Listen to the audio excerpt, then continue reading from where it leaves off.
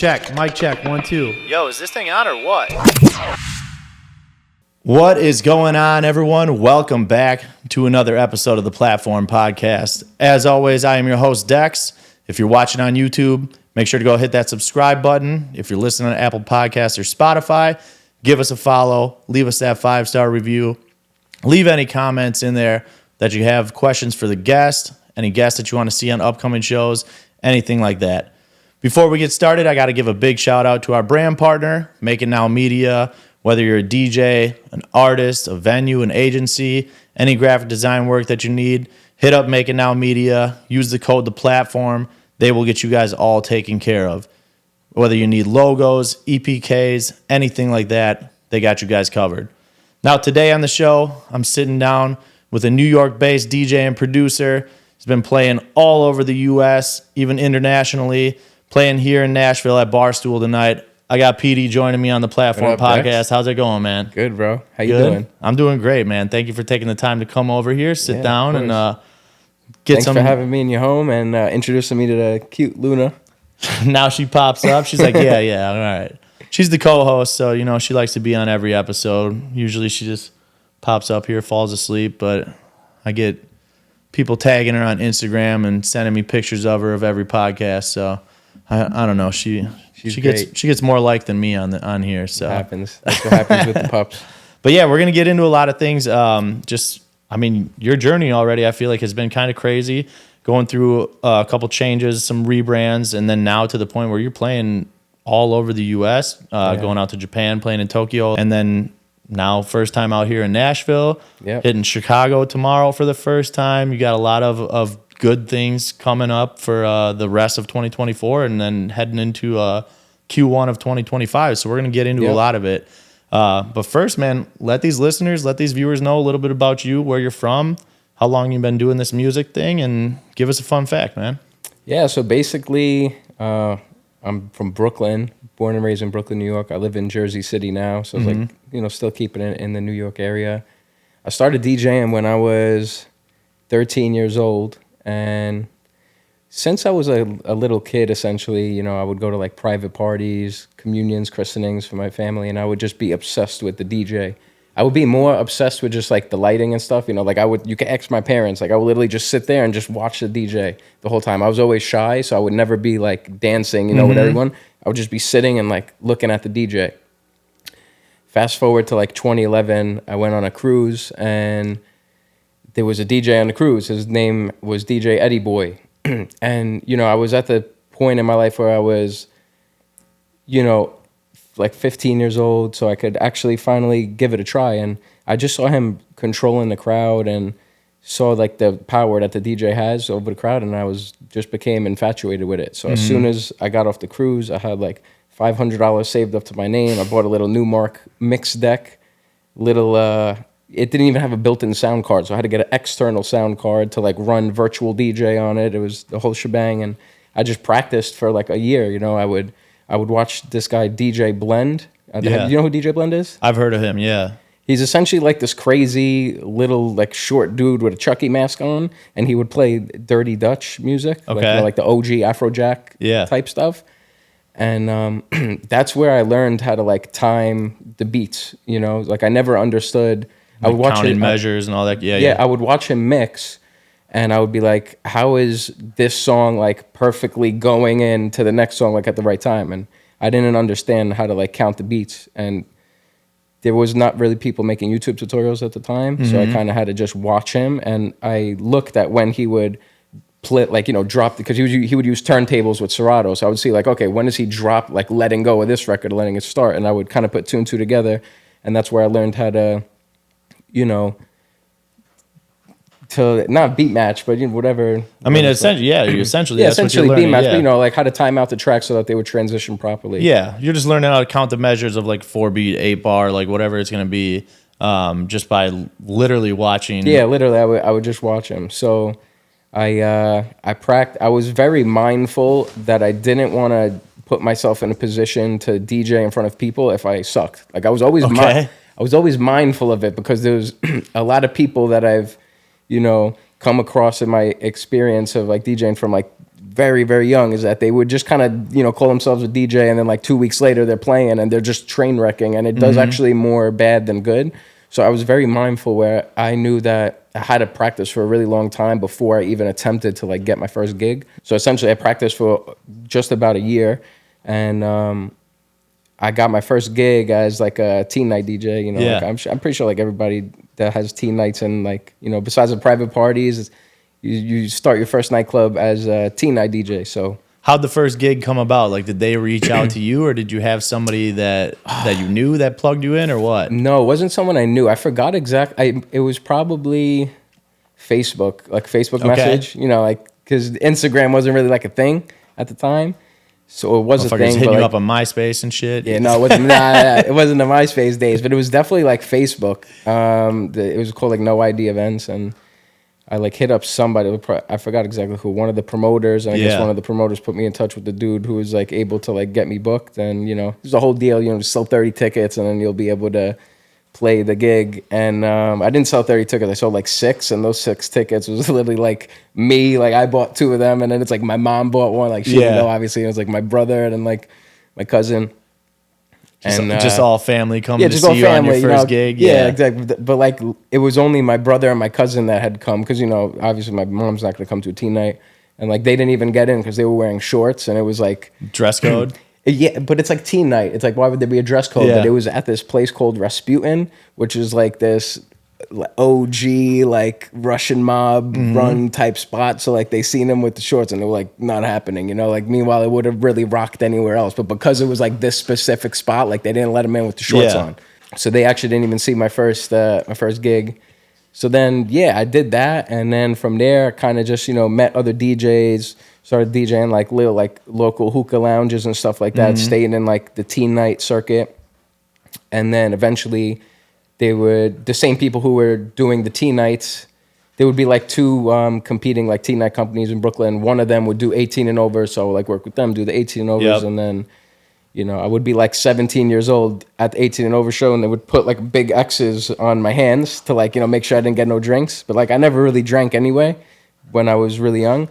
And yeah, from there kind of just got into 21 and over gigs. So you were playing 21 and over spots even when you weren't even 21 yet. Yeah, I think my first 21 and over gig I did, it was at this place called Motivo in New York City.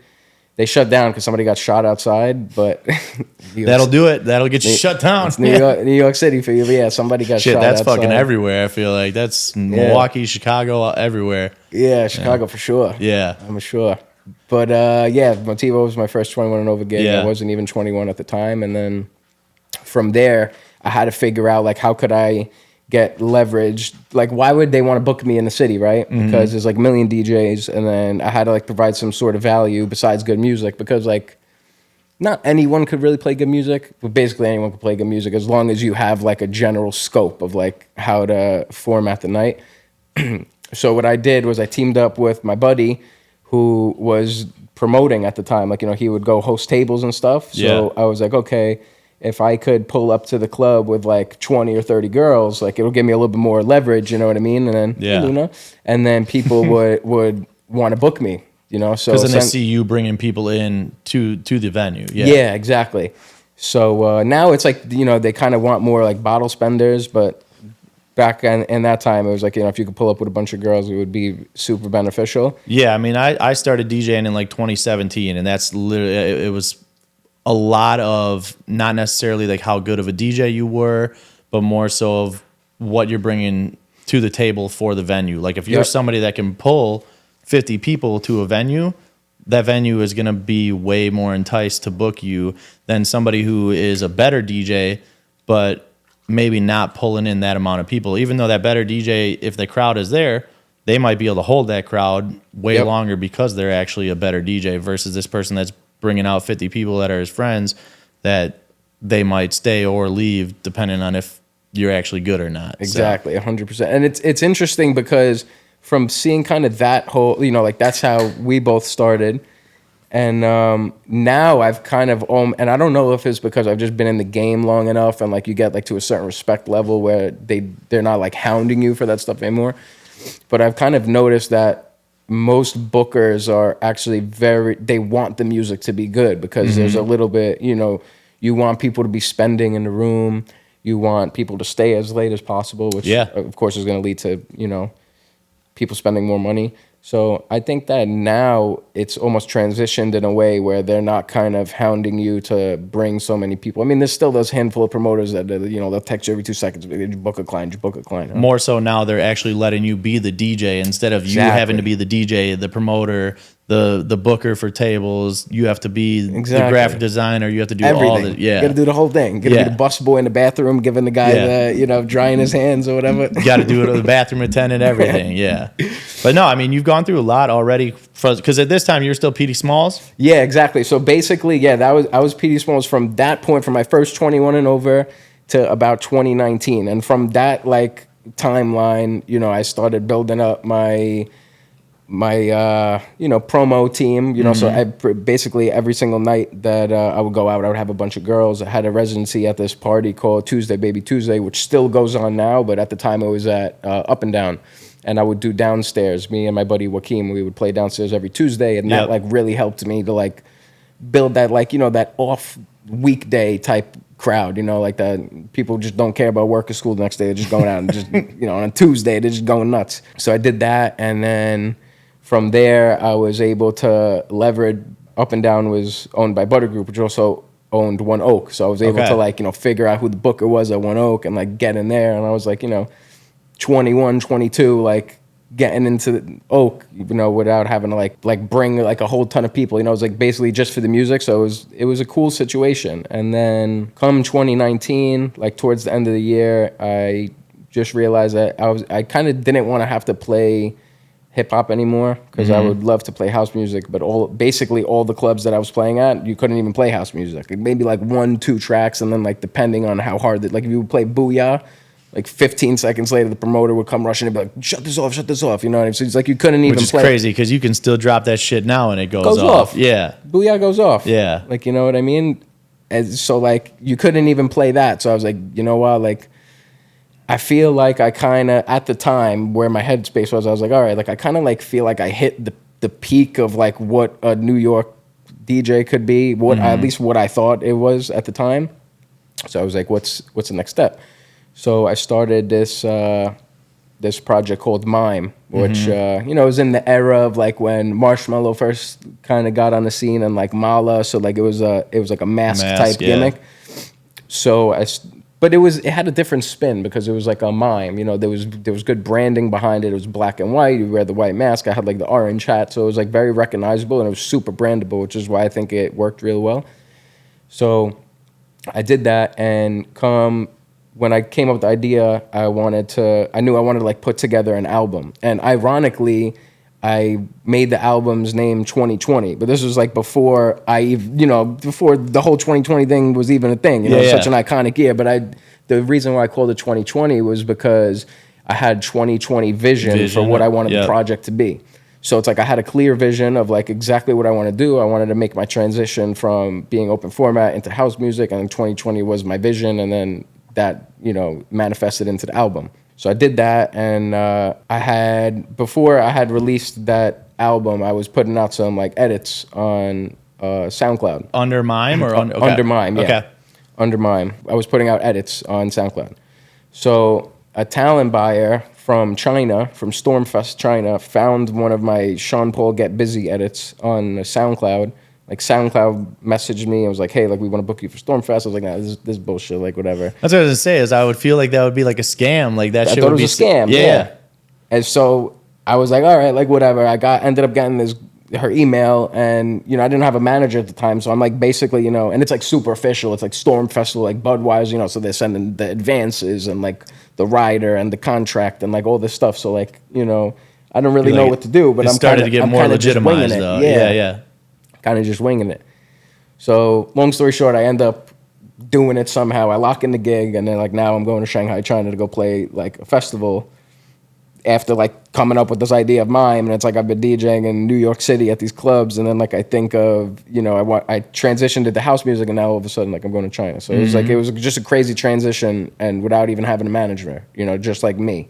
I go play in China, the key part of the story is that 3 days before I go to China is a festival called Electric Zoo.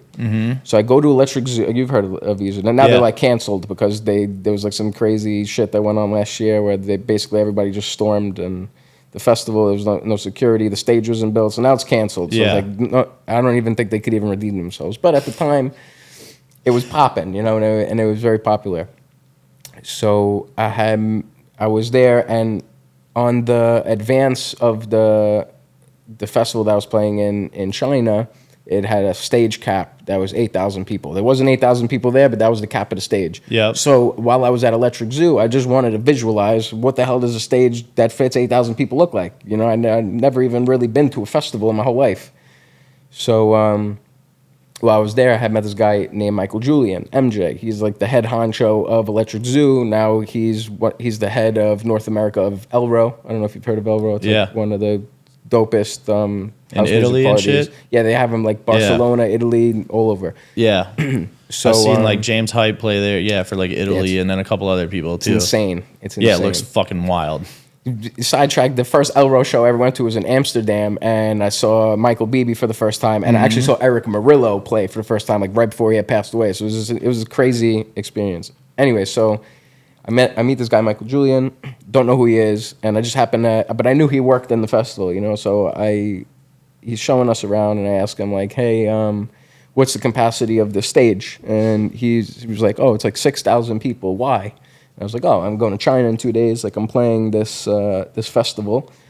And he's like, oh, interesting, like, you know, what's your name? What's, you know, your artist name? So I tell him, and that was that. So I didn't think anything of it. Go to China, come back, whatever. Then, like a couple weeks later, I get a call, and it's MJ. And like he got my number from a mutual, and he's like, hey, like, what are you doing on so-and-so date? Like, I want to help you out. We're doing Marshmello's first New York City show. Like, we need an opener. Do you want to open? So I was like, all right, fuck yeah. Like, you know, like this was like, you know, Marshmello's peak. Like, you know, it's his first New York City show. So I said, yeah, hell yeah. I bombed. I didn't open it properly, and I got complaints from his manager. You know, his manager hit up MJ and was like, yo, you know, and now looking back at it, I didn't know. What were like the complaints? I was just going too hard for like a door's set, essentially. Yeah. Because I wasn't direct support. It was me, and then there was another direct support, and then it was Marshmello. So I was just playing too hard for the direct support. Yeah, that was that. That shit's so interesting to me because at like a festival, I feel like, I mean, especially if there's a whole other person in between, like, I don't know how a headliner like that is really complaining too much. Yeah, it was weird. But I understand where he was coming from. Yeah. You know, I guess when it's your own show that you're curating, it's not like, you know, just a promoter that booked Marshmello. It was Marshmello's show. You know, he wants it to be perfect. Yeah, so especially for his first one, Yeah, exactly. At first big NYC headline show, he wanted it to be perfect, so I understand. But it was cool. I got that opportunity. Fast forward, you know, MJ and I end up working together. He becomes my manager, and, you know, we start working on the MIME project together. And from there, we, you know, released the album, and then from that album, we got 2 of the tracks on rotation on BPM. Okay. One of them was called Sorry with Zico. Another one was called Not in Love with Jantine. And like those 2 tracks getting on the radio, like at the time, let me like paint the picture for you. I wasn't DJing anymore, open format.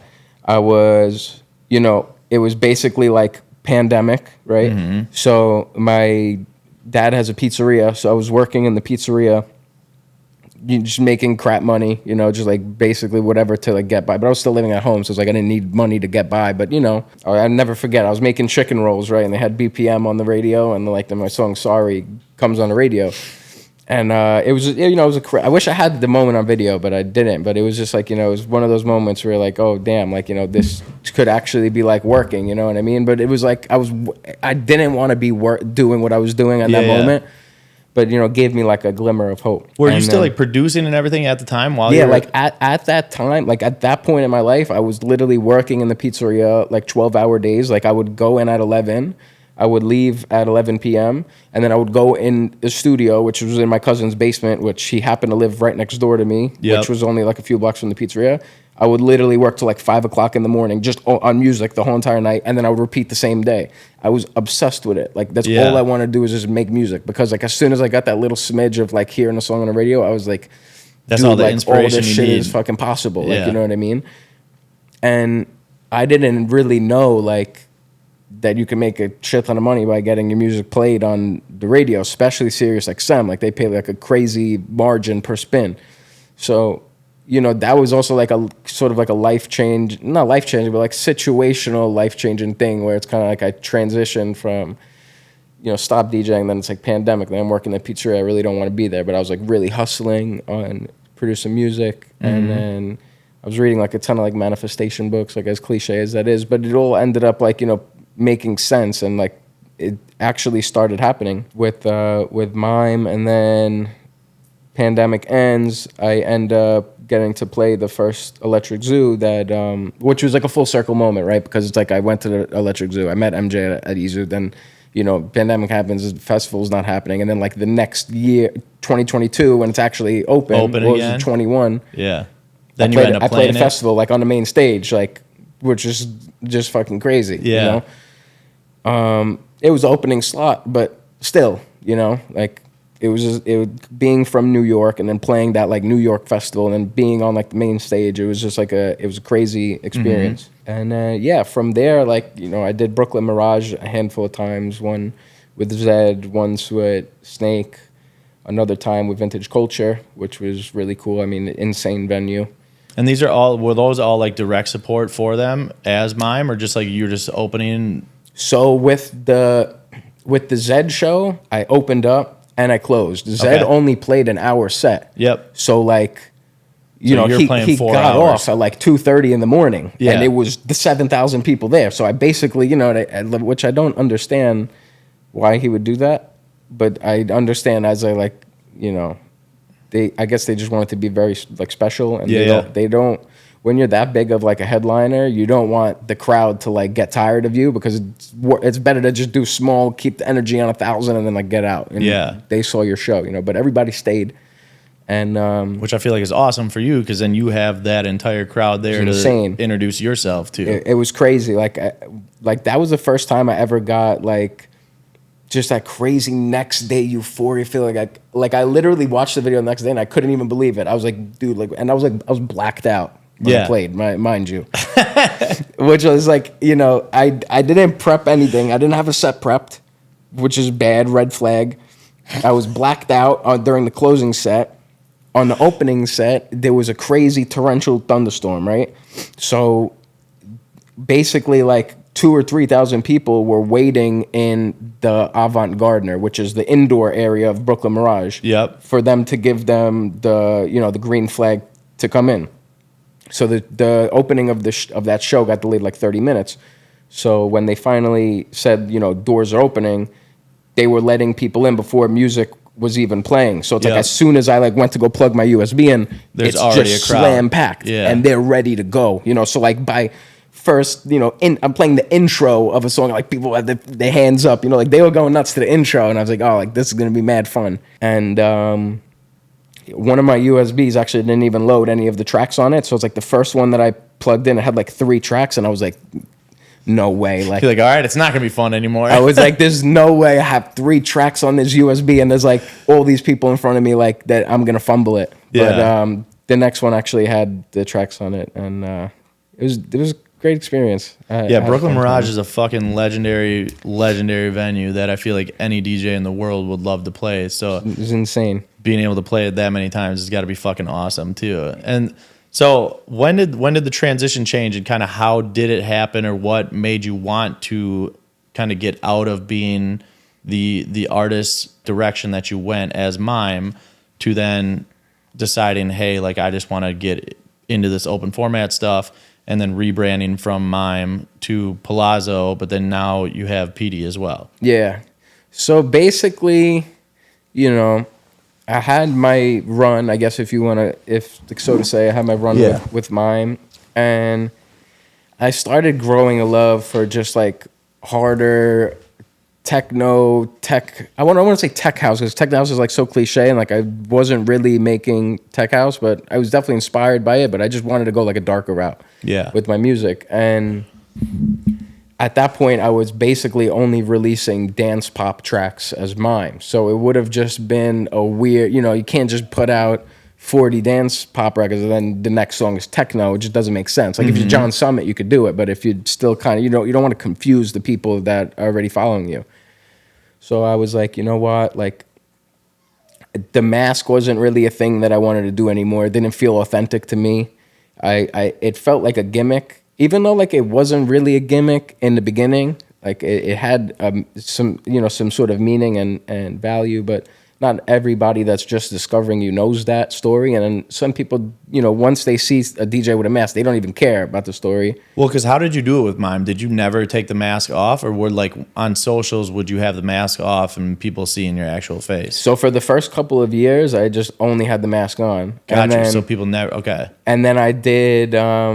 I played a show at Webster Hall with 4B, and then that day we had filmed like this little, I wouldn't say a documentary, it was like a 5-minute video, essentially like of vlog, me just explaining like what the mask actually means and why I wear it. And that was the first time like I showed my face on socials and stuff like that. And then from there, like, I would still wear it to the shows, but it was weird because, when you play those smaller shows where there might be only like 30 or 40 people there, and then you're walking on the DJ booth with a mask on, so you look like a tool, Yeah. And I know that if I like seen some guy, if I walk in a spot and I just seen some dude with a mask on, like I would just be like this guy's a loser, what I mean? Like just being as authentic as it is. And I was like, I don't want to do that anymore. Like it just doesn't seem cool to me. And the route that I wanted to go with music wise, it didn't align with what mine was. Okay. So the last track I released was called Desire with Nazarene. That was last May or June. And then I was like, you know what, let me go like different route. So I started Palazzo, which is basically just a spin on my last name. But Palazzo also is a giant palace in Italy. Or, multiple palaces. Palazzo is just like the name Palazzo. And they have the Palazzo Hotel in Vegas. Yeah. So, I released 2 or 3 tracks there, a handful of edits. One of the tracks was on, West End. Mm-hmm. It was on West End's label, Trace Amounts. It was like a New York based label. Like Dombresky played it at Lollapalooza. One of my tracks, Hypnosis, which was cool. And then, I just kind of had what had really happened was I went to Tokyo, and when I went to Tokyo, I played open format for like 6 nights in a row. And then I kind of just like got reignited with like that open format, because I was basically only at that point, I wasn't really getting as many gigs, if any, with MIME. And then any ones that I was getting, it was just like opening sets where it would be like minimal tech house. And then, when I started the Palazzo project, I would also get like opening gigs, and it would be the same, type of minimal tech house, like 20 people in the crowd. And I was just like, you're basically, you have to hit the lottery with making a track. Mm-hmm. It's basically the same odds. It's hitting a lottery or hitting like a, 50-leg parlay with like getting a hit record. And then you could get that hit record, and then you still can't sell tickets, and then you still might not get booked. And then you probably end up depressed because you don't know how you're going to top that next record. And then, it's just like a downfall, right? And then, I feel like when you get to a certain level of like artists, there's so many moving parts, right? It's like you have your agent, you have your lawyer, you have your tour manager, you have, your media guy, and you have to pay your taxes. And it's like, sure, your rate might be 5 figures, yeah, but you might only see what you'll get as an open format guy that's touring around, and you don't have to worry about all these things, and you don't have to, stress yourself out and think about all these things to keep you relevant. I went to Tokyo, and, I rocked the room open format 6 nights, and I was like, you know what, like, I'm really good at this. Like, this is what I started with doing. Like, I understand it way more than, like this minimal tech house stuff. It's the same formula DJing wise, but just with the open format, it's just like you could, I don't know, for me, it was like I was having a lot more fun with it. And I was like, you know what, let me stick to like what I know. I was able to like DJ and have a slam schedule years and years ago. Like, let me go back into it and just go hard. So when I got back from Tokyo, I put it in my head. I was like, I'm gonna just like stack up my schedule again, like start traveling, network with as many promoters as I can, and then get my calendar back stacked, and that's what happened. And now it's great because it actually turned out way better than I had even anticipated. And now it's basically like every weekend I'm like traveling to like new cities. Yeah. And I'm meeting new people. I'm like I've never been to Nashville. This is the first time we've met. This is dope. And then tomorrow Chicago. It's like I've never even been to Chicago, which is dope, And like next week I'm going to Tampa. I've been there, but the first time I went to Tampa was when I DJed in Tampa. Yeah. So it's just like cool, It's like you get to go to these new cities and get to work. You get to experience what the crowd is like, what people are like there. You get to play music, and like I love being on an airplane. I love being in the airport, bro. Like some people fucking hate it, but I love it so much, dude. Like set me up in the airport, like an apartment, bro. I'd be chilling in there. But I mean, the networking part is huge. Just being able to bounce around to different cities, like you said, like you're gonna meet a fuckload of people tonight. Obviously, like tomorrow in Chicago, I'm sure you're gonna be able to meet and network with plenty more people. And then every other city that you go, like that's one of, if not the biggest things in the music industry, the DJ nightlife industry is networking and knowing the people that you know to be able to kind of get you in the right rooms, shake hands with the right people, and to hear you play in your style. And that's what's going to get you booked at these next venues too, of somebody else being like, yo, we heard him at Barstool in Nashville. Like, bring him out here to this venue that we run. So it's cool to be able to do that. And when you love music and love flying and like going to different cities, like it all fits and works really well too. So it's awesome. What projects are you doing as Palazzo, or is it just kind of like on the back burner right now? So like it's kind of on the back burner, honestly. Okay. Like I haven't opened up Logic to make Originals or anything? original or even like an edit in like 4 months. But just because you've been so focused on open format stuff? Yeah, just because I've been focused on open format stuff, and then I also have a graphic design company called Content Curry. Yep. So that's basically my day job. Yeah. So I'm so busy with that, and like that has almost like a guaranteed return of investment, so to say, with my time. So I put more effort into that because it's able to actually make me survive. Opposed to, if I'm just making music, I'm essentially just rolling the dice. And I mean, that goes back to what you were saying before, where it's like you can make all this music, but for it to be a hit is that lottery chance. Yeah, whereas you can build this clientele with graphic design, and that's just guaranteed money that you have coming in once you build a client base of people that are needing it every time. I mean, that's one of the great reasons, like working with Make It Now and having them do stuff, and then like I taught myself how to do graphic design too. Where skill. Especially in our industry, like venues always need it. Your DJ homies, if you're good at it, they're going to hit you up and be like, yo, I need a flyer for this Friday, this Saturday.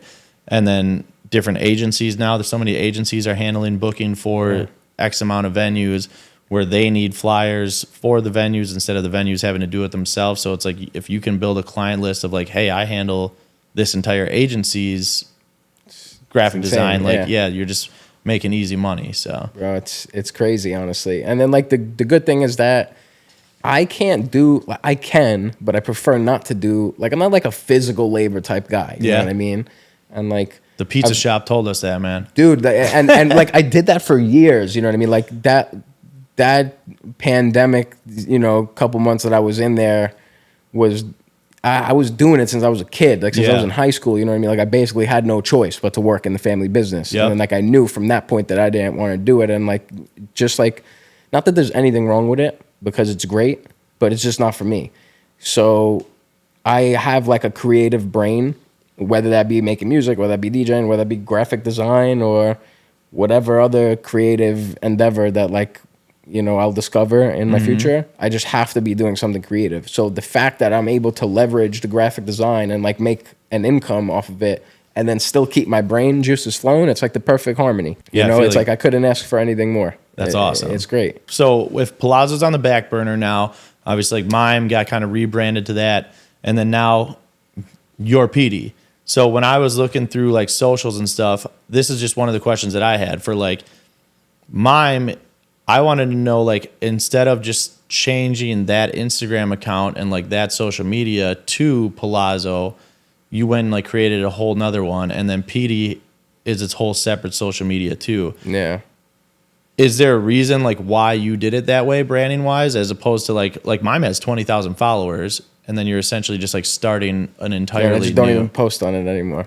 Yeah. It's abandoned. I mean, now, like, Where I instead could of probably just, like- post something. I won't even get any likes because Yeah. they're just a little ghost. Like, how posts come you now. didn't just roll that over into and just like change the username and keep all Because the followers? I wanted to start something from fresh, like Okay. from zero. And I like a challenge, you know what I mean? So, like, Of building it like, up, yeah. I just wanted to, like, I wanted the people who were following Palazzo to just find the page through whatever way that they found it and follow it because they heard like my editor heard my music, you know. And I wanted to just have a clear, and it has like 1,400 followers, but I just wanted to have a clear idea that like everyone who was following this page Is was 100% following it. organic. Yeah, like, it's organic. yeah. They're following because they wanted to follow it because they heard the music. Yep. And you know, that's literally exactly why. Like the on the MIME page, like we used to run like giveaways for like festival tickets and like Okay. Brooklyn Mirage tickets. So like a lot of those followers is like people that just wanted a free ticket. So Not like, you know, we necessarily, would like, real rack up like fans. 500 followers in like a couple days, but it's just people that wanted a free ticket. They weren't yeah. fans. So it's like they don't really care about like, you know, what I'm posting. So I didn't want to transition like a new project into that because I didn't have an idea of like, I just want to start from fresh. That's basically what it is. Yeah, that was just one of the things I wondered from like me looking at it, but that makes actually a lot of sense. And then, like you said, then you're getting real organic followers that are following you because they are actually fans of you, the music, instead of not instead of just with- like, you know, not like nonsense to like, you know, just boost it up. You know what I mean? Like I commented once 3 years ago because I wanted to go see Zed. Like, Yeah, exactly. Yeah, for real. Yeah, and then yeah. it's just like I wanted people to engage with it because they genuinely cared about what it was. You know what I mean? So talk to me a little bit about Content Curry. How long has it been since you started that? I started Content Curry like 3 years ago. Okay. But I was graphic designing for probably maybe like 6 years now. Okay. And like Just all self-taught? all self-taught, Yeah. all self-taught, like downloading some templates and stuff. And then like YouTube, you know, like I didn't learn, you know, I YouTube some stuff, figure out how to do it. I count YouTube as self-taught. Yeah, basically it is. Yeah, basically it's like getting a textbook, you know what I Yep. mean? But a digital textbook. That's a video. So even better than reading the fucking textbook. Yeah, way better. But the reason why I started graphic design was not because I wanted it to become an income source. It was because at the time when I was like working with my promoter friend and we would host tables at the clubs that I was DJing, I would work in an office with a bunch of other promoters who were like the head honchos who were like making the bookings. Yeah. Because we're all friends. And I wanted an excuse to be around them for as long as I possibly can. Just so, you know, I'm there and, you know, DJ cancels gig. Like, yo, Petie, you free Friday? You want to do this? So I was like, all right, shit. Like, how could I be around them as much as possible? Yeah. Make flyers. So that was basically how it was. So I was like, I started doing my own stuff, and then like, you know, every kind of like layup I would get if like, you know, the graphic designer was late for them, I'd whip up a flyer real quick, and then, and that also like helped me with producing too because I became more tech savvy. So like I understood, even though it's two different programs, right, with Logic and Photoshop, I just became more like comfortable with working on my laptop.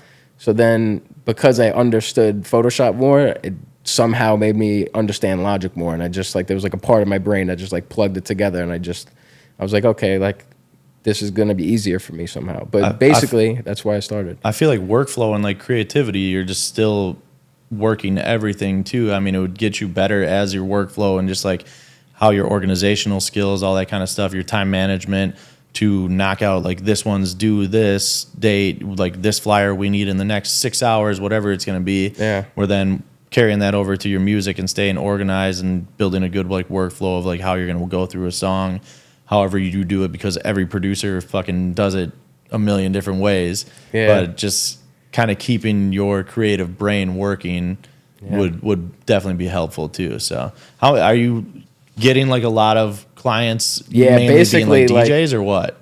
Yeah, I have like a handful of DJ clients. Most of them are promoters, some Okay. restaurants, and then a lot of it is just like, I mean, most of them are promoters. Yeah, There's yeah. like a handful of restaurants, maybe like 10% of my clientele's restaurants. Okay. Maybe like 15% is DJs, and then the rest is just various promoters. Gotcha. Or like promoter conglomerates that have like multiple parties and multiple venues. Yep. Is Instagram just like the only spot to hit you up for it, or you have a website built for it? Yeah, I had a website. I think I actually just canceled it because it's like there's only so much that I could do personally, Yeah. and it's like I don't trust anyone else with giving them work. Like I've tried it before, and it's just like it becomes more work to actually send and delegate the work because Because they you want just the don't do quality it to be correctly. where you want it to be. Yeah, exactly. Yeah. And then it's like the promoter hits me up for a change. I got to hit them up for a change. They got to make it. They got to send it to me. I got to send it to them. And then it's just like A middleman, essentially. it makes it so much more difficult. Yeah. And then it's like obviously like graphic designers are only going to work for so much, whatever the standard is. So it's like my margin is like I might profit like $15 off it to just delegate the flyer to this Yeah. guy. It's like I could just do it myself in 10 minutes and make 100% of it like, without delegating it. And yeah, it's like during the week, I'm like I get to work from home or basically anywhere. Yeah. So it's like I don't mind it. Like I actually really enjoy the graphic design stuff, like paired up with my DJ life. Like But I once you're wouldn't have good it at any it, other way. you have like the styles and the creativity that you know how to put flyers together. You can pump them fuckers out too. Dude, Like, go pump them. yeah, Like it's- quick. Like there's sometimes I'll make it fly in like 3 minutes. I'm like, damn, Bro, man. some of my homies that do it, it's like they can fucking whip flyers together so goddamn quick. And I'm like, goddamn, like no wonder you can just have 50 clients and be all right with it. Yeah, So it's nuts. it's pretty crazy. So yeah, I mean, you talked about it earlier, like playing Japan, playing all over. Now you're playing, I mean, Greenlight Social. Yeah. You're playing Komodo, Yep. Miami, and in Texas.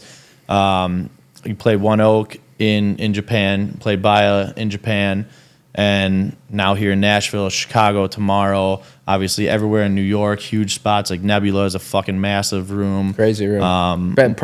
Basically the best club in New York. Yeah, yeah. sure. Luke Alexander comes out here all the time. I know that's a spot that he plays at too, pretty frequently, and I see it on socials. I'm like, that room looks fucking insane. So Yeah, it's crazy. But yeah, I mean, you're playing all over now. I mean, what's the differences between some of these rooms and the style that you're playing, and then now to the style that you want to be playing? Because I know you said you like being back in this open format game, but is there a style that you like to play still?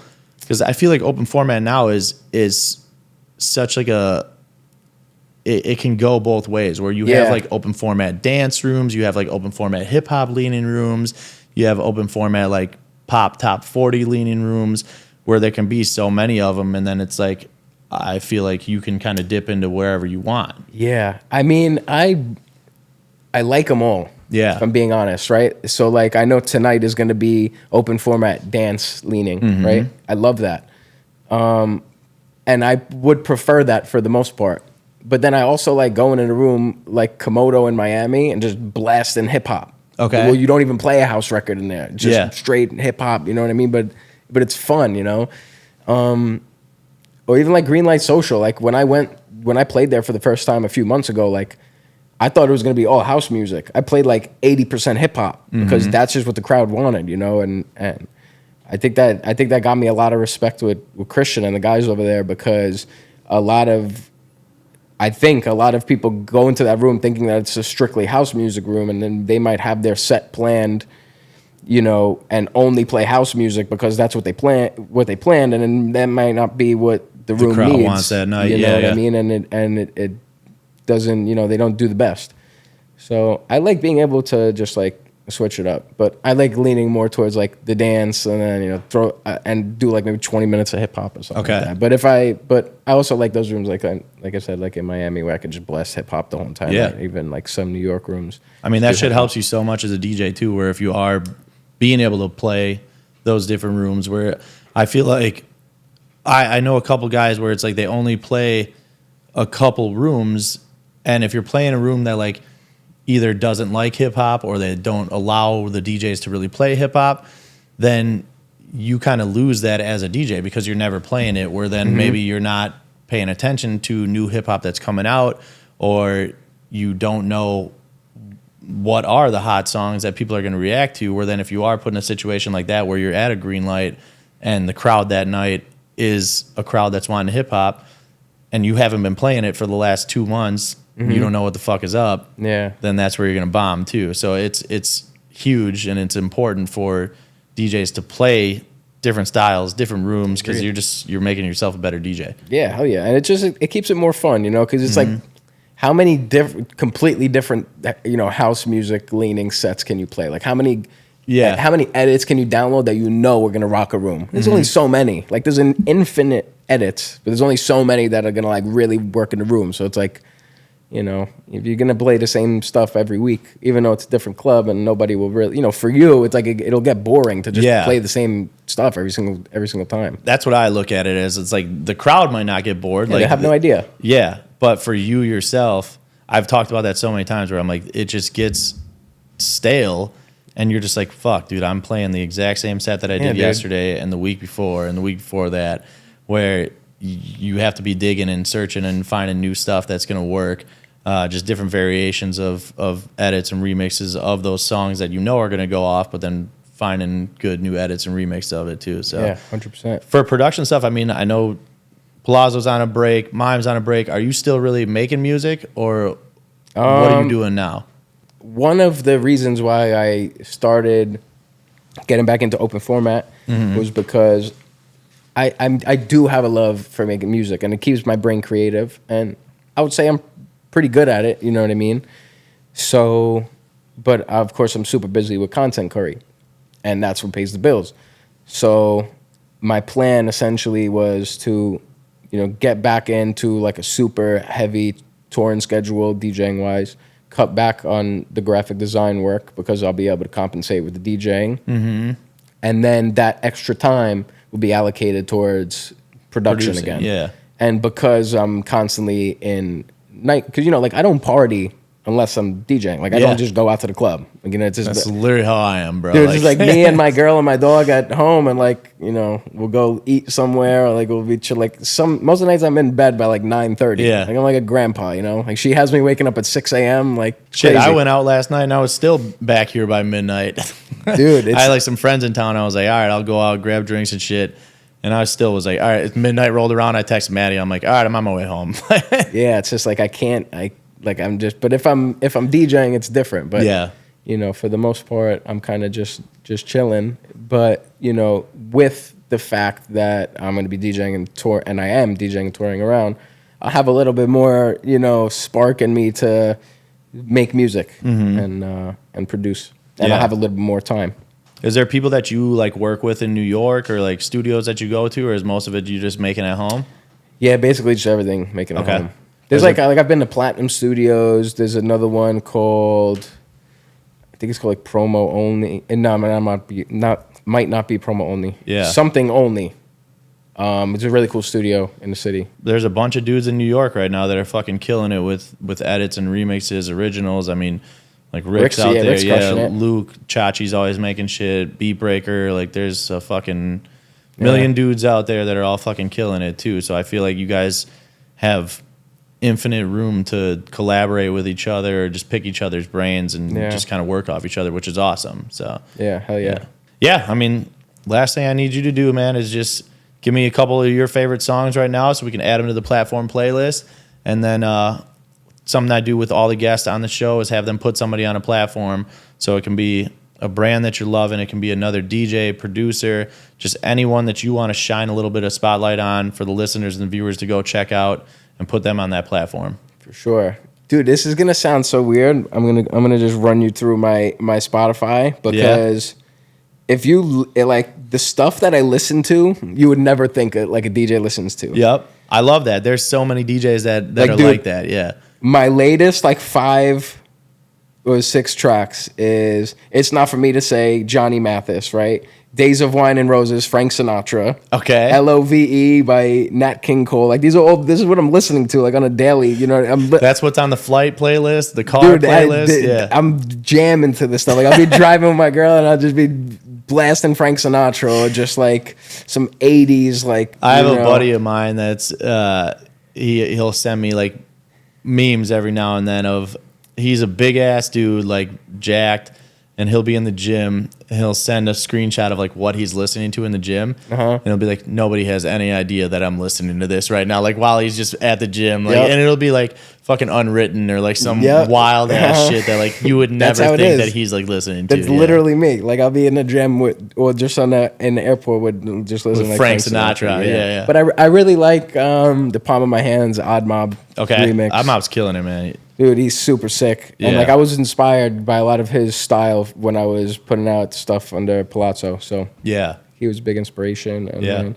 there's this hilarious new rapper, Dave Blunts. Have you heard of him? He's like 700 pounds. He's humongous. And he sounds like Juice WRLD a little bit. Okay. And he has this song called like The Cup that's kind of been like meme going viral. And like essentially he's so big that he puts like essentially like imagine this was just like a one piece of a couch, and he has a guy like bring it out on stage and he's like sits on the couch and he like raps on it because he's so big he can't really move around. He doesn't really like stand and move around. No, he's a humongous, like he can't even. He should probably start standing and moving around. For real. But he's funny and he has some bars, so like he's pretty cool. But for the most part I'm listening to like a lot of disco and a lot of like oldie stuff. Okay. And then when I'm in the club, that's when I listen to like the new hip hop. Yep, gotcha. The Travis Scott stuff like that. Well, give me somebody to put on a platform, man. Who's it going to be? What's it going to be? It can be anything that you want to pick and shine a little spotlight on, man. Well, I'll shine a spotlight on my dad's pizzeria, Crispy Pizza. Yeah. They've been popping off on TikTok. My brother Joe has been crushing it. Like, okay. Dude, took over the social media for the restaurant. Like they've literally gone insanely viral. Like dude, my dad's become like a celebrity. Like he can't even walk in the mall or like in the airport. Like people want to take pictures with him. So I got to show you the TikTok. That's You might have awesome. even seen the videos before. Like it's honestly insane. But yeah, I shout out to Crispy Pizza. That's a awesome. fam right there. What's the pizza? Is it all New York style or what do you guys do? They have they popped off for this pie called the Trio, which is like vodka sauce, marinara, and pesto. There's like 3 different colors. They just popped off with like these cheesesteak pinwheels that like went super viral. So it's basically like all different types of pizza. And, Hell like, yeah. And they've been around. Like my grandfather opened it up in 1969. That's literally what I was going to ask is how long it's been around. Yeah, like 55 years, something like that. So Crispy Pizza? Yeah, with a K. Okay, Crispy Pizza. All right. In Brooklyn? Yeah, Brooklyn and 5 in New Jersey. Oh, damn. So you have 6 spots? Yeah. So there's Old Bridge, Jersey City, Rutgers College. There's one in Rutgers College. Yeah. Freehold, I think I said, and in Brooklyn. Cool. Well, I'll definitely get that put on there. That's a good one to put on the platform for the week. Yeah, we switch it up a little bit. Yeah, we haven't had food related ones in a while. A lot of the last ones have been either like artists or DJs or like a venue. But I'm a foodie, man, so I love the food one. And Maddie and I are gonna be going to New York soon, hopefully. Hit it up. Yeah, we'll definitely link up out there. Pizza's a favorite of mine, so we will definitely go check that spot out. Yeah. So. Actually, no, I'll shout out my boy Nicky Riz too. You know DJ Nicky Riz? I feel like I know that name. He's crushing it. He's a heavy hitter. He's signed with 50 Cent. But it's a funny story with me and Nicky is because we were both on that cruise in 2011 at the same time. We both, we just, you meet kids on a cruise, you're like, whatever. And we had met, and then we both were like, oh, like we should become DJs after this. And then like, sure enough, he popped off to do, like he's playing in Vegas and Miami and, and New York. And he's done a bunch of the crazy shit. So it's like, it's a cool like full circle type thing, You're like, we both did it. Yeah. And we talk every day still. Like he was on like Pix 11 News today. Did like a DJ feature, so it was cool. Like gotta show love. That's awesome, man. Well, yeah, I'll make sure we put them both in there. For Nicky and then for Crispy, and we'll get you guys all set. If you guys are watching, obviously make sure you guys go follow him. I'll put all of Petie's socials in there so you guys can go reach out to him, follow him, go check out where he's at on tour. Still Petie tour going through the rest of 2024 and into 2025. So make sure you guys are checking out where he's at. If he's in your city, go stop by, go see him. Platform mixes are out. So if you didn't go listen, go check that out. And then these episodes come out every Wednesday on YouTube, Spotify, Apple Podcast. Like always, I'm DJ Dex. Petie, one more time, man. Thank you. I appreciate it. Thank you. We'll see you guys next week. Thank you. See ya. Check. Mic check. 1, 2. Yo, is this thing on or what?